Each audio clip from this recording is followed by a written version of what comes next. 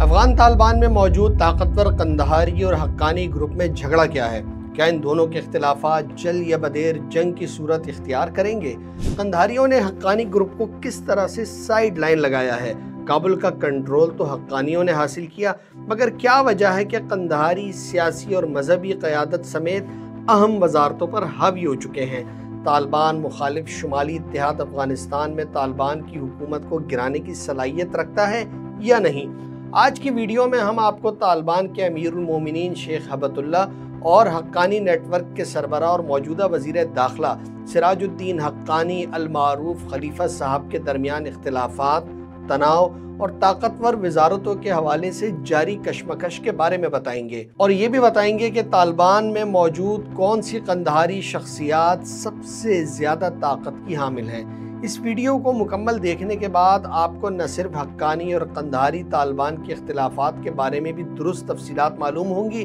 بلکہ سابقہ شمالی اتحاد کی موجودہ کیفیت کے بارے میں بھی معلوم ہوگا کہ آیا وہ افغانستان کی سیاست میں کہاں کھڑے ہیں۔ اسی طرح گلبدین حکمتیار کے ساتھ طالبان حکومت نے کیا رویہ اختیار کیا ہے اور کیا وہ افغانستان چھوڑنا چاہتے ہیں یا نہیں، اس کے بارے میں بھی بات ہوگی۔ امریکہ اور نیٹو کے خلاف جب افغانستان میں طالبان کی جنگ جاری تھی تو حقانی نیٹ ورک ایک طاقتور مجموعے کے طور پہ سامنے آیا، جس کے پاس افغانستان کے 34 میں سے 20 صوبوں کی عسکری قیادت موجود تھی، جس کے سبب حقانی نیٹ ورک طالبان کی عسکری طاقت کی ریڑھ کی ہڈی بن گیا۔ سراج الدین حقانی کے والد جلال الدین حقانی پرانے جہادی تھے، جو کہ سوویت یونین کے خلاف لڑنے کے بعد طالبان تحریک میں شامل ہوئے، اور ملا عمر نے انہیں سرحدی امور کا وزیر بنایا۔ 2021 میں امریکہ سے مذاکرات اور ڈاکٹر اشرف غنی کی حکومت کے خاتمے کے بعد حقانی نیٹ ورک نے کابل کا کنٹرول سنبھالا۔ عبوری حکومت میں سراج الدین حقانی کو وزارت داخلہ کا منصب سونپا گیا ہے۔ کچھ ہی عرصے کے بعد ہی بچیوں کی تعلیم اور خواتین کو جابز کی اجازت سمیت کچھ امور پر حقانیوں کے قندہاریوں کے ساتھ اختلافات منظر عام پر آ گئے۔ ٹکراؤ یہاں تک بڑھا کہ حقانی نیٹ ورک کے بعض اہم عہدیداروں کو مختلف وزارتوں اور عہدوں سے شیخ ہبت اللہ کے حکم سے ہٹا دیا گیا۔ مثلاً سابق وزیر تعلیم اور اہم مذہبی شخصیت شیخ عبدالباقی حقانی کو وزارت تعلیم سے ہٹا کر ایک معمولی عہدے پر تعینات کیا گیا۔ واضح رہے کہ شیخ عبدالباقی حقانی 2001 سے پہلے بھی ملا عمر کی کابینہ کے رکن اور لڑکیوں کی تعلیم کے معاملے میں ملا عمر سے اختلاف کرتے، جس کا اظہار اس وقت شورا کے اجلاسوں میں کھلم کھلا کیا گیا۔ طالبان میں مقبولیت اور بڑی عسکری اور قبائلی شخصیت ہونے کی وجہ سے اگر سراج الدین حقانی کو ہٹایا تو نہ جا سکا، مگر ان کے کئی ساتھیوں کے عہدے تبدیل یا وزارتوں سے ہٹا کر انہیں سخت پیغام ضرور دیا گیا۔ ملا حسن، ملا یعقوب اور عبدالحکیم طاقتور وزراء کے طور پر افغان کابینہ کا حصہ ہیں اور شیخ ہیبت اللہ کے ماتحت ہیں۔ شیخ عبدالحکیم چیف جسٹس کے طور پر طاقتور شخصیت ہے اور یہی سب قندہار کے طالبان کی نمائندگی بھی کرتے ہیں۔ امیر خان متقی بھی بنیادی تعلق تو قندہار سے رکھتے ہیں، لیکن وہ لڑکیوں کی تعلیم کے معاملے میں الگ مزاج کے حامل ہیں۔ سراج الدین حقانی کو ایک اور سخت پیغام اس وقت دیا گیا جب ان کے دیرینہ اور معتمد ساتھی حاجی بادشاہ وزیر کو 2024 میں وزارت داخلہ کے ایک اہم اور طاقتور عہدے سے ہٹا کر غزنی صوبے میں قدرتی آفات کے ادارے کا ڈائریکٹر بنایا گیا۔ یہ تبدیلی دراصل حاجی بادشاہ خان سے کہیں زیادہ سراج الدین حقانی کی تذلیل تھی۔ اس معاملے میں ایک اور تنازع اس وقت پیدا ہوا جب گوانتانامو بے میں قید کاٹنے والے حقانی نیٹ ورک کے سینئر ترین قائد مولوی محمد نبی عمری کو خوست ولایت کی گورنری سے معزول کر دیا گیا۔ شیخ ہیبت اللہ نے زابل سے تعلق رکھنے والے اپنے اعتماد کے ایک شخص کو گورنر کے عہدے پہ تعینات کیا۔ یاد رہے، خوست حقانیوں کے لیے سیاسی، سماجی، قبائلی اور اثر و رسوخ کی بنیاد پر وہی اہمیت رکھتا ہے جو کہ طالبان قیادت میں شامل قندہاریوں کے لیے قندہار رکھتا ہے۔ یہ اقدامات واضح طور پر بتا رہے ہیں کہ افغان طالبان میں موجود قندہاریوں نے حقانیوں کو عسکری قوت رکھنے کے باوجود سائیڈ لائن کیا ہے، اور مذہبی اور سیاسی طور پہ قندہاری طالبان اپنی طاقت بھرپور طریقے سے ثابت کر رہے ہیں۔ ان معاملات کے بعد سراج الدین حقانی 2025 کے اوائل میں کئی ماہ تک افغانستان چھوڑ کر متحدہ عرب امارات میں مقیم رہے اور وہاں اماراتی اہم حکومتی شخصیات سے ملاقاتیں بھی کی۔ وطن واپسی پر وزارت داخلہ سے استعفیٰ بھی پیش کر دیا۔ اس سر جنگ کے دوران سوشل میڈیا پر حقانی اور قندھاری طالبان کے حامیوں کے درمیان سائبر جنگ بھی ہوتی رہی۔ اس کے بعد اختلافات کو سلجھانے کے لیے افغانستان کے استخبارات کے ادارے کے چیف مولوی عبدالحق وثیق نے سراج الدین حقانی سے ملاقات کی، انہیں منا کر قندھار لے گئے اور وہاں شیخ ہیبت اللہ کے ساتھ 2-3 دن تک تفصیلی ملاقات ہوئی۔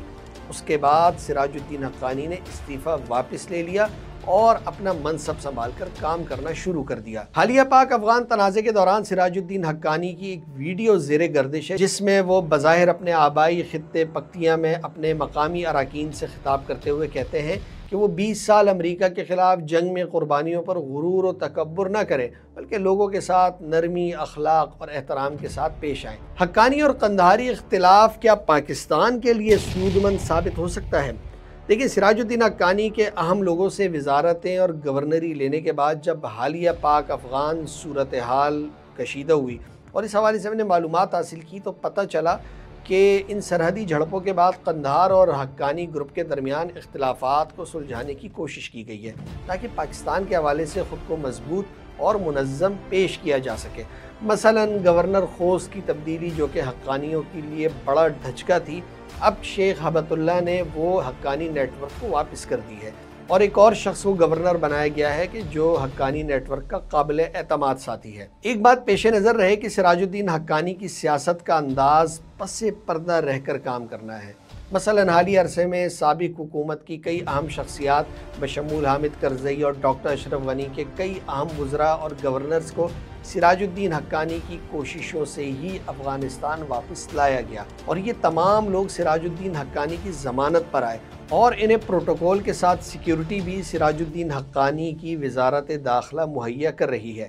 واضح رہے کہ یہ وہ اعلیٰ شخصیات ہیں جن کے امریکہ اور یورپ کے ساتھ اچھے مراسم ہیں، یعنی کہ ہم کہہ سکتے ہیں کہ یہ تمام لوگ سراج الدین حقانی کے لیے اچھے سفیر یا لابسٹ ثابت ہو سکتے ہیں۔ حقانی اور قندھاریوں کا اختلاف انتظامی ہے جسے شیخ ہیبت اللہ اطاعت کا نام دیتے ہیں۔ یہ بات بھی واضح رہے کہ اپنے تمام تر اختلافات کے باوجود دونوں گروپ جانتے ہیں کہ ان کی طاقت اتحاد ہی میں ہے۔ جب اتحاد ٹوٹا تو ان کے اقتدار ڈاماڈول ہو جائے گا اور یہ بھی افغانستان کے سابق حکمرانوں کی طرح قصہ پارینہ بن جائیں گے۔ دوحہ مذاکرات کے دوران جہاں افغانستان کی سرزمین کسی دوسرے ملک کے خلاف استعمال نہ ہونے کی طالبان نے ضمانت دی تھی، وہیں یہ بھی طے پایا تھا کہ طالبان اور ڈاکٹر اشرف غنی کی حکومت کے درمیان ایک ڈائیلاگ ہوگا جس کے مطابق طالبان حکومت میں تمام طبقات اور قومیتوں کی شمولیت یقینی بنائی جائے گی۔ اس ڈائیلاگ کا مقصد ان شخصیات کو طالبان حکومت میں شامل کرنے کے لیے راستہ بنانا تھا۔ دوحہ مذاکرات کے دوران طے پایا تھا کہ 60% وزارتیں طالبان اور 40% دیگر طبقات اور قومیتوں کو ملیں گی۔ فارمولہ یہ تھا کہ ٹیکنیکل وزارتوں میں ان 40% افراد کو شامل کیا جائے گا، مگر ڈاکٹر اشرف غنی کے بائیکاٹ کے سبب یہ ڈائیلاگ نہ ہو سکے اور یک طرفہ طور پر تمام وزارتیں طالبان کے کنٹرول میں آ گئیں۔ گو کہ انہوں نے مختلف قومیتوں کے لوگوں کو وزارتیں یا عہدے دیے ہیں، مگر عالمی سطح پر اب بھی اعتراضات ہوتے ہیں۔ اس منصوبے کا انکشاف طالبان کے ڈپٹی وزیر دفاع ملا فاضل نے دوحہ معاہدے کے چند روز کے بعد قندھار میں سارے ملک سے اہم کمانڈرز کو جمع کر کے ایک خطاب میں کیا تھا۔ واضح رہے کہ ملا فاضل 2001 میں طالبان کے وزیر دفاع اور ملا عمر کے قریبی ساتھی تھے اور 14 برس گوانتانامو بے میں قید ہو کر رہا ہوئے تھے اور طالبان کے سیاسی دفتر میں امریکہ کے ساتھ افغان طالبان کی جانب سے مذاکراتی ٹیم کا حصہ تھے۔ بعض حلقے یہ سمجھتے ہیں کہ سابقہ شمالی اتحاد افغان طالبان کے خلاف کوئی بغاوت کر سکتا ہے، تو اس کے امکانات یوں محدود ہیں کہ 2021 سے 2025 تک افغانستان میں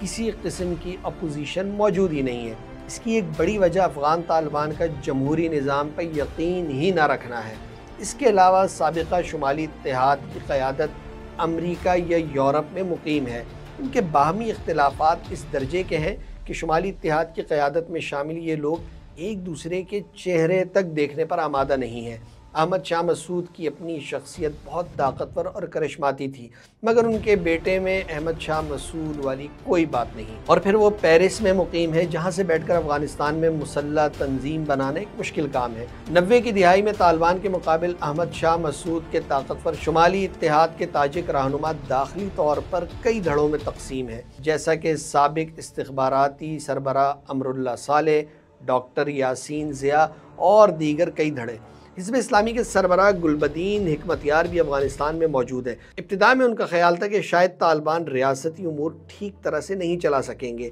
تو یوں ان کی جماعت کے لیے موقع بن سکتا ہے، مگر اب تک ایسی صورتحال پیدا نہیں ہوئی جس سے گلبدین حکمتیار کوئی فائدہ اٹھا سکے۔ گلبدین حکمتیار اس افغان قیادت میں شامل ہیں جو ماضی کے افغان جہادی رہنماؤں کی طرح طالبان کی آمد کے بعد افغانستان سے فرار نہیں ہوئے، لیکن اس کے باوجود انہیں کسی نہ کسی درجے میں خطرہ سمجھا گیا، جبھی ان کے جمعے کے خطبات پر پابندی عائد کی گئی ہے۔ گلبدین حکمتیار کے بیٹے کے مطابق ان کے والد کو افغانستان سے باہر سفر کی اجازت نہیں ہے، مگر حکمتیار کے قریبی ذرائع بتاتے ہیں کہ عمر کے آخری حصے میں وہ افغانستان میں ہی رہنا چاہتے ہیں، نہ کہ یورپ یا کسی عرب ملک میں۔ حامد کرزئی اور ڈاکٹر عبداللہ بھی افغانستان میں موجود تو ہیں، مگر وہ سیاست میں مکمل طور پر غیر فعال ہیں۔ حالیہ پاک افغان جنگ کے بعد افغان طالبان کو داخلی طور پہ حمایت ملی ہے، اور سوشل میڈیا پہ ان کے بعض کٹر مخالفین پاکستان پر ان کے حملوں کو سراہ رہے ہیں، جبکہ ملک میں ان کی حمایت میں بڑے مظاہرے بھی ہوئے ہیں۔ اس صورتحال میں افغانستان یا افغانستان سے باہر موجود طالبان کا مخالف گروپ پاکستان کی مدد حاصل کر کے تبدیلی نہیں چاہتا، کیونکہ اس طرح وہ افغان عوام کی نظر میں غیر متعلق ہو جائیں گے۔ البتہ ان شخصیات کو ایک امید طالبان کے داخلی اختلافات کے بڑھنے اور اسے جنگ میں تبدیل ہوتا دیکھنے کی آرزو کی صورت میں موجود ہے، کیونکہ اس کے نتیجے میں وہ افغان عوام کی نظروں میں برا بنے بغیر دوبارہ اقتدار تک رسائی حاصل کر سکتے ہیں۔ سو کھیل افغانستان میں جاری ہے، اور دیکھنا ہے کہ عالمی سطح پر افغانستان کے حوالے سے ایسی کیا تبدیلی آتی ہے جو موجودہ صورتحال کو تبدیل کر سکے۔ افغان وزیر خارجہ امیر خان متقی کا بھی ذکر ضروری ہوگا کہ وہ جو ہے بچیوں کی تعلیم کے حوالے سے شیخ ہیبت اللہ کی رائے سے بالکل بھی متفق نہیں۔ انہوں نے 3-4 دن تک 1-2 سال پہلے شیخ ہیبت اللہ کے ساتھ بیٹھ کر انہیں بچیوں کی تعلیم پر قائل کرنے کی بہت کوشش کی، لیکن وہ نہیں مانے۔ طالبان کے امیر المومنین کہتے ہیں کہ وہ ملا عمر کی پیروی کرتے ہیں، ان کے نقش قدم پہ چلنا چاہتے ہیں، اور وہ سارے وہ کام کریں گے جو ملا عمر کرتے آئے تھے، کیونکہ وہ ان کے سامنے پیش ہو کر شرمندہ ہونا نہیں چاہتے۔ بعض لوگ سمجھتے ہیں کہ جو طالبان کا حقانی نیٹ ورک ہے اور جلال الدین حقانی، سراج الدین حقانی اور ان کے بھائی انس حقانی اور دیگر جیسے خلیل الرحمن حقانی جن کو داعش نے خودکش حملہ کر کے مار دیا تھا، یہ تمام لوگ ان کی جو قوم یا کاسٹ یا قبیلہ ہے وہ حقانی ہے، جبکہ ایسا نہیں ہے۔ بنیادی طور پر یہ جامعہ حقانیہ کوڑا خٹک جو مولانا سمیع الحق جس کے سربراہ تھے، اس سے پہلے ان کے والد اور اب ان کے صاحبزادے، ان کو بھی خودکش حملے کا نشانہ بنایا گیا، اور اب ان کے پوتے کے پاس اس کی سربراہی ہے۔ تو اس مدرسے سے جو افغان طالبان کی قیادت یا دیگر لوگ تعلیم حاصل کرتے رہیں، وہ اپنے نام کے ساتھ حقانی لگاتے ہیں۔ تو یہ جو کوڑا خٹک کا حقانیہ ہے جامعہ، اس کی مناسبت سے یہ خود کو حقانی کہتے ہیں۔ تو یہ سلسلہ اسی طرح سے جو کندھاری طالبان ہیں یہ بھی مختلف ہیں، جیسے شیخ ہیبت اللہ اخندزادہ ہیں اور دیگر جو لوگ ہیں وہ مختلف اقوام اور قبیلوں سے تعلق رکھتے ہیں، ان کی نسبتیں الگ ہیں، لیکن چونکہ کندھار ایک مرکز رہا ہے طالبان تحریک کا، وہیں سے یہ تحریک اٹھی تھی اور پورے افغانستان پہ اس کا کنٹرول قائم ہوا تھا، تو یہ اس مناسبت سے ان کو ایک کندھاری گروپ کے نام پہ یاد کیا جاتا ہے کہ وہ تمام لوگ جو وہاں پر موجود ہیں ان کو کندھاری کہا جاتا ہے۔ اور اس وقت چونکہ یہی 2 بڑے گروپ ہیں افغان طالبان کے اندر، جو حقانی نیٹ ورک ہے وہ عسکری طور پہ طاقتور ہے لیکن سیاسی طور پر وہ ہمیں کمزور دکھائی دیتا ہے، اور جو کندھاری گروپ ہے وہ عسکری طور پر تو شاید اتنا طاقتور نہیں ہے، لیکن سیاسی، قبائلی اور مذہبی طور پر اس کے پاس بہت طاقتور شخصیات ہیں، اور شیخ ہیبت اللہ اپنی اطاعت کو منوانے کی صلاحیت رکھتے ہیں۔ تو یہی وجہ ہے کہ جو ان کے اختلافات ہیں یہ اکثر و بیشتر ابھرتے رہتے ہیں۔